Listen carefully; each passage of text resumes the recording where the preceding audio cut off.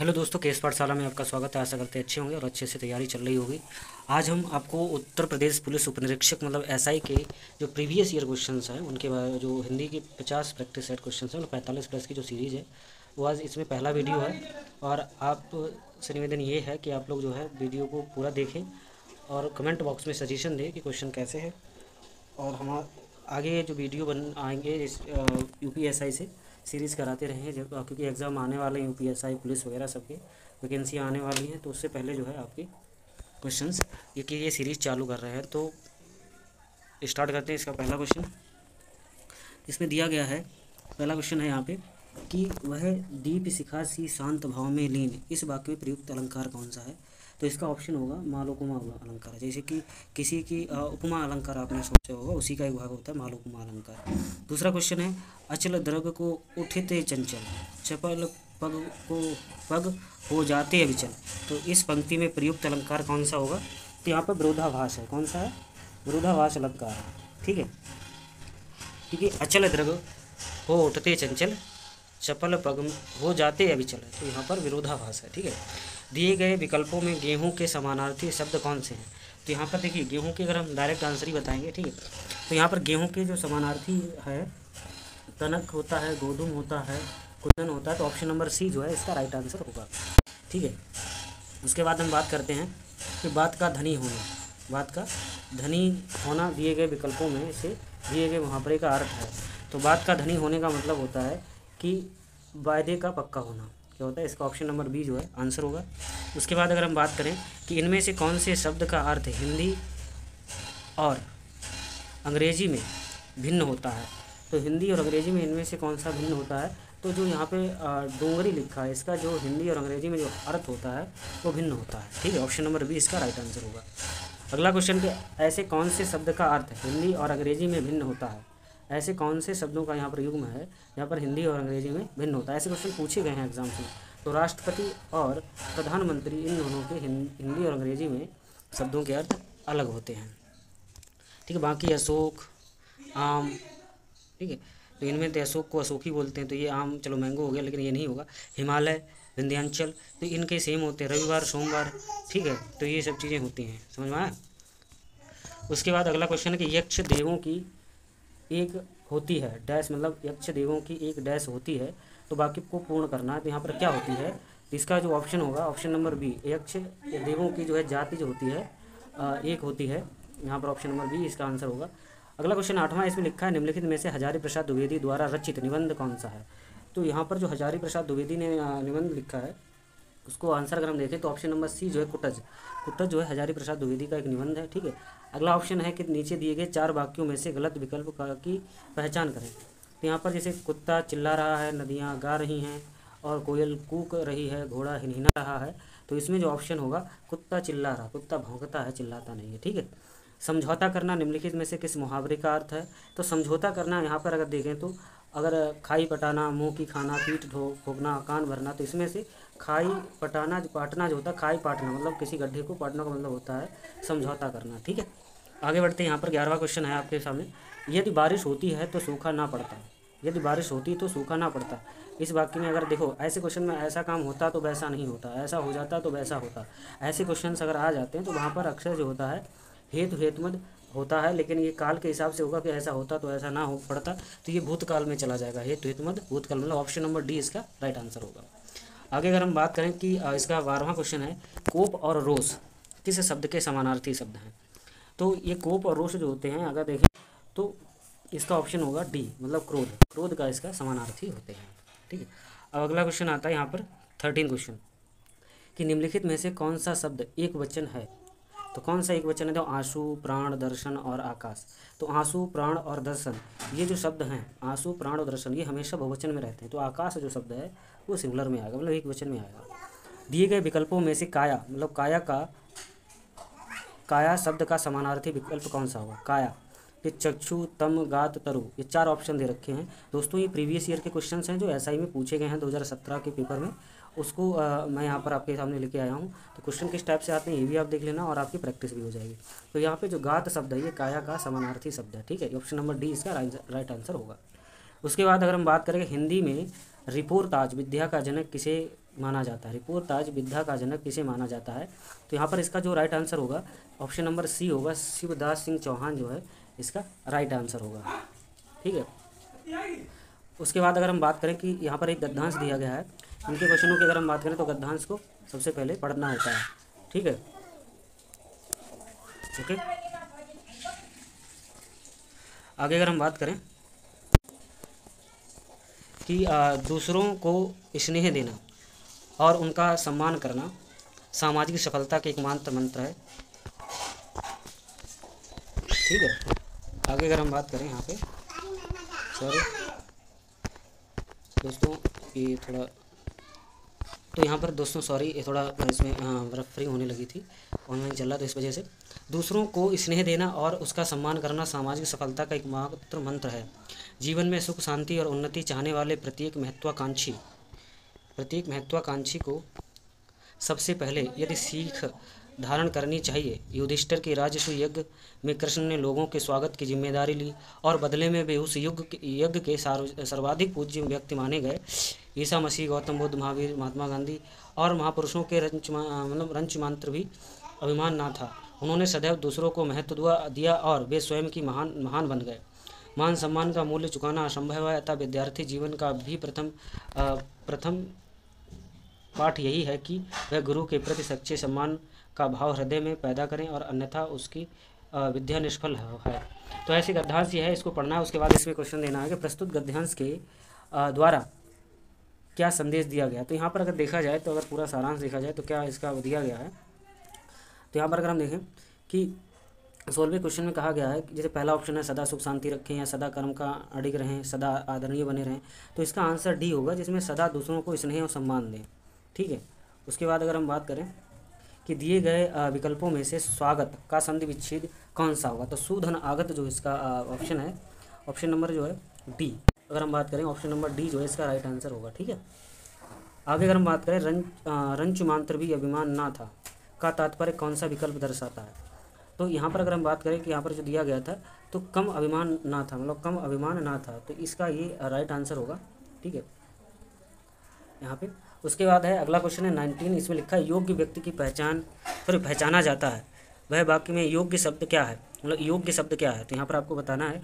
19वां का इसका right answer देखें तो यहाँ पर संख्यावाचक 19 का इसमें जो दे रखा है कि योग्य होना किसी का गुणवाचक हो जाएगा। इसमें योग्यता मतलब ये गुण होता है। ठीक है, गुणवाचक विशेषण है, यहाँ संख्यावाचक नहीं गुणवाचक विशेषण है।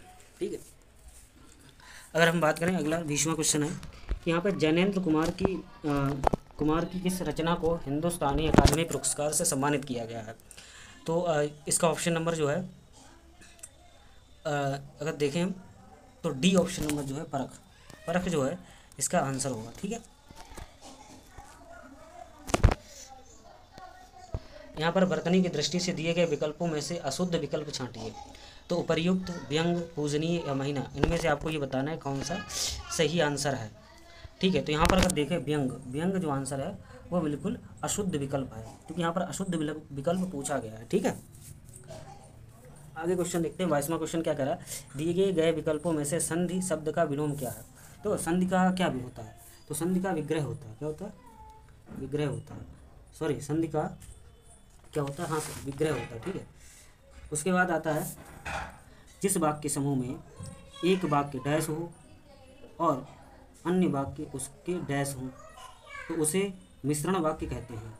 मतलब यहाँ पर 23वां क्वेश्चन जो है उसका आंसर हम देखें तो प्रधान मतलब एक वाक्य में, यहाँ पर बी ऑप्शन राइट होगा आपका, कि जिस वाक्य समूह में एक वाक्य प्रधान हो और अन्य वाक्य उसके आश्रित हो उसे मिश्र वाक्य कहते हैं। ठीक है, अगला है कि न्यूनतम विशेषण की कौन सी अवस्था होती है। तो विशेषण की न्यूनतम 3 अवस्थाएं होती हैं, मूल अवस्था, उत्तरावस्था, फिर उत्तम अवस्था। तो अगर इसका हम देखें मूल अवस्था कौन सी है, मतलब विशेषण की न्यूनतम अवस्था की अगर हम बात करें तो यहाँ पर है न्यूनतम मतलब लास्ट में ऐसा कौन सी होगी, तो उत्तम अवस्था ऐसी है लास्ट में और पहले आती मूलावस्था। ठीक है, तो यहाँ थोड़ा कन्फ्यूजन है, आप आंसर बताना कुछ उसमें कमेंट बॉक्स में क्या होगा। मूलावस्था वैसे स्टार्टिंग में होती है इसकी। ठीक है, अगला क्वेश्चन है कि हिंदी के सफलतम उपन्यासों से गिना जाने वाला मतलब आपका बंटी की उपन्यासकार कौन है। तो यहाँ पर आपका ऑप्शन होगा मन्नू भंडारी जो है इस उपन्यास की उपन्यासकार हैं। ठीक है, उसके बाद आता है कि दिए गए 26वां क्वेश्चन है कि दिए गए विकल्पों में से सही विकल्पों का चयन करके वाक्य पूर्ण करें। यहाँ पर लिखा है कि जिसमें डैश प्राप्त करने की इच्छा हो वह डैश कहलाता है। तो यहाँ पर आंसर होगा कि ऑप्शन नंबर ए, मोक्ष प्राप्त करने की इच्छा हो तो वह मोक्षु कहलाता है। ठीक है, उसके बाद अगर हम आगे देखें कि भ्रांतिमान अलंकार का उदाहरण निम्न में से कौन सा है, तो डायरेक्ट अगर आंसर की हम बात करें तो यहाँ पर इसका आंसर जो होगा ऑप्शन नंबर सी है, क्योंकि नाक का मोती अधर की कांति से बीज दाढ़िम का समझकर भ्रांति से, तो ये जो है भ्रांतिमान का है। ठीक है, दिए गए विकल्पों में से उदय का विलोम क्या होता है, अस्त होता है। ठीक है, उसके बाद अगर हम बात करें कि विग्रह की दृष्टि से दिए गए विकल्पों में से कौन सा विकल्प अनुचित है। वन में वास, देश पर निकाला, देश पर अनुचित पूछा तो देश पर निकाला नहीं होता है, देश से निकाला होता है। ठीक है, देश पर निकाला नहीं होता, देश से निकाला होता है। तो इसका right answer option number B होगा। आगे अगर हम बात करें कि देश में राजनीति के प्रति लोगों को डैश को देखते हुए 25 जनवरी को देश की मतदाताओं को डैश करने के लिए राष्ट्रीय मतदाता है। तो इसका पूरा क्वेश्चन है इधर कि मतदाता दिवस मनाए जाने का संकल्प लिया गया है। तो वहाँ पर जो डैश ऑप्शन आए हैं, अगर वहाँ पर अगर हम बात करें तो इसका ऑप्शन नंबर डी होगा, उदासीनता और जागरूकता। क्या होगा, उदासीनता और जागरूकता, ऑप्शन नंबर डी। मतलब अगर हम क्वेश्चन को पढ़ें तो यहाँ पर क्या आएगा कि देश में राजनीति के प्रति लोग की उदासीनता को देखते हुए 25 जनवरी को देश में मतदाताओं को जागृत करने के लिए राष्ट्रीय मतदाता दिवस मनाया जाता है। ठीक है, अगला क्वेश्चन है 31, जिसमें कहा गया निम्न में से कौन से शब्दों का विकल्प स्त्रीलिंग में नहीं आता है, मतलब स्त्रीलिंग में नहीं आता है। बहुत ही इंपॉर्टेंट क्वेश्चन हैं, प्रीवियस ईयर की सीरीज चल रही है। तो दोस्तों आपसे निवेदन यही है कि इसको ध्यान से पढ़ें और देखें। ठीक है, यूपीएसआई और यूपी पुलिस, मतलब हर एग्जाम के लिए जिसमें हिंदी कंटेंट पूछा जाता है तो सबके लिए सफिशिएंट और इम्पोर्टेंट है। ठीक है, स्त्रीलिंग नहीं आता है, मतलब किन शब्दों में स्त्रीलिंग में नहीं आता। तो यहाँ पर पंजाबी, बंगाली, आँख, नाक और सप्ताह, महीना, गंगा, यमुना, तो ऐसे कौन से शब्द हैं जहाँ पर स्त्रीलिंग नहीं आता है। तो यहाँ पर ऑप्शन नंबर होगा आपका ऑप्शन नंबर बी, सप्ताह और महीने के दिनों में स्त्रीलिंग नहीं आता है। ठीक है, उसके बाद आता है निम्न में से कौन सा शब्द बहुवचन है। तो 32 क्वेश्चन है, इसमें बहुवचन छाटना, गाओ, गुरुजन, लेखक और अनुज। तो इसका अगर हम आंसर देखें तो इसका कुछ आंसर होगा गुरुजन। ये बहुवचन है, क्या है, गुरुजन बहुवचन, क्योंकि गुरु का बहुवचन गुरुजन होता है, यानी अध्यापक का अध्यापक गण होता है। उसी तरीके से करत करत अभ्यास के जड़मति होत सुजान में लोकोक्ति का तात्पर्य क्या है। अगर यहाँ पर देखें लोकोक्ति का तात्पर्य क्या है, तो यहाँ पर देखिए अभ्यास मूर्ख को भी चतुर बना देता है। ऑप्शन नंबर बी इसका राइट आंसर होगा। ठीक है, अगला क्वेश्चन के साहित्य का डैश प्रत्येक मनुष्य के लिए अनिवार्य है। क्या साहित्य का डैश प्रत्येक व्यक्ति के लिए अनिवार्य है, तो साहित्य का ज्ञान प्रत्येक व्यक्ति के लिए अनिवार्य है। ऑप्शन नंबर 20 इसका राइट आंसर होगा। आगे देखते हैं संगति का प्रभाव जरूर पड़ता है। प्रस्तुत वाक्य निम्न वर्णित में से किस लोकोक्ति का उचित अर्थ है। संगति का असर जरूर पड़ता है, तो अगर यहाँ पर हम बात करें तो ऑप्शन नंबर यहाँ पर अगर देखें तो डी जो है इसका राइट आंसर, क्योंकि खजूर को देखकर खरबूजा रंग बदलता है। ठीक है, आगे हम बात करते हैं। अगला क्वेश्चन है कि कहानी बूढ़ी काकी तथा अन्य नाटक की रचनाकार कौन है। तो ये 36 क्वेश्चन है, 50 क्वेश्चनों की ये सीरीज चल रही है। ठीक है, और दोस्तों आपसे निवेदन यही है, अगर वीडियो में कैसा भी बना हो, लेकिन अगर क्वेश्चंस आपको अच्छे लग रहे हैं कि हाँ सही हैं और अच्छे से तैयारी करा रहे हैं, मतलब इसमें आपको कंटेंट अच्छा मिला है, तो लाइक ज़रूर करना और चैनल को सब्सक्राइब करना मत भूलना, क्योंकि हम इससे प्रीवियस ईयर्स कंटेंट जो है जितना भी है आपको प्रोवाइड कराते रहेंगे किसी भी एग्ज़ाम से। यूपीएसआई, अभी तो यूपी स्पेशल से हमारी क्लासें चल रही हैं, और ये यूपी प्रीवियस ईयर की जो क्लासेस हैं पुलिस से संबंधित या जो भी हिंदी में आएंगे उनसे आपको हम करवाते रहेंगे। ठीक है दोस्तों, तो कहानी बूढ़ी काकी तथा अन्य नाटक के रचनाकार कौन है। तो यहाँ पर 36 क्वेश्चन है, इसका आंसर अगर हम देखें तो ऑप्शन नंबर बी होगा, चित्रा मुदगल। कौन है, मुदगल है, चित्रा मुदगल। ठीक है, ऑप्शन नंबर बी आंसर होगा। संस्था शब्द का बहुवचन क्या होता है, बताइए। संस्था शब्द का बहुवचन क्या होता है, तो संस्थाएं जो आंसर है इसका बहुवचन होता है। अगला क्वेश्चन है रूस का समुद्र किनारे जमा हो रहे बर्फ़ के इन गोलों का रहस्य क्या है। तो यहाँ पर आपको त्रुटि बतानी है कहाँ पे है। ठीक है, 38वां क्वेश्चन है, अगर हम बात करें 38वें क्वेश्चन की, तो यहाँ पर रूस का समुद्र किनारे, तो यहाँ पर अगर लिखा है रूस का समुद्र, रूस का समुद्र किनारे जमा हो रहे, तो रूस के समुद्र के किनारे। ठीक है, तो यहाँ पर का जो है इसमें त्रुटि होगी। अगला क्वेश्चन है कि अंति काटू बचन कहत कैकेयी मानव लोन जरे पर देई, इस पंक्ति में कौन सा अलंकार है। मानहु, आप समझ गए होंगे, मानव जानो किस में आता है, उत्प्रेक्षा अलंकार इसका होगा, ठीक है। उसके बाद है हिंदी की प्रमुख पत्रिका जो है धर्मयुग के संस्थापक कौन है। तो ये बहुत अच्छा क्वेश्चन है आपके लिए, इसमें सभी टाइप के क्वेश्चन हैं क्योंकि प्रीवियस है इसलिए। तो इसका जो आंसर होगा आपके लिए ये 40 क्वेश्चन है, जिसमें ऑप्शन नंबर जो है धर्मवीर भारती का जो है धर्मयुग जो संपादक है, धर्मयुग के संपादक कौन है, धर्मवीर भारती जी हैं। तो दोस्तों वीडियो कैसा लगा, आपके लिए 40 क्वेश्चंस हर वीडियो में इसकी प्रैक्टिस करवाते रहेंगे आपको प्रीवियस ईयर की। और यूपी स्पेशल की बेहतरीन, मतलब ऐसे समझिए आप कि एक भी क्वेश्चन उससे नहीं छूटेगा, आप एक बार ज़रूर देखिएगा। अभी साधन कम होने की वजह से वीडियो को जैसे तैसे बना पा रहे हैं, क्योंकि हमारे पास बहुत से काम है, पढ़ाई हम भी करते हैं, लेकिन साथ में आपको लोगों के लिए जो अच्छा कंटेंट है वो प्रोवाइड करा रहे हैं, इससे आपको हेल्प मिल सके। और आपसे सिर्फ यही है कि आप वीडियो में कंटेंट, वीडियो कैसा भी हो, बस वीडियो के कंटेंट पर देखिए। अगर आपको अच्छा लगता है तो वीडियो को लाइक और चैनल को सब्सक्राइब करना मत भूलें। धन्यवाद दोस्तों वीडियो देखने के लिए।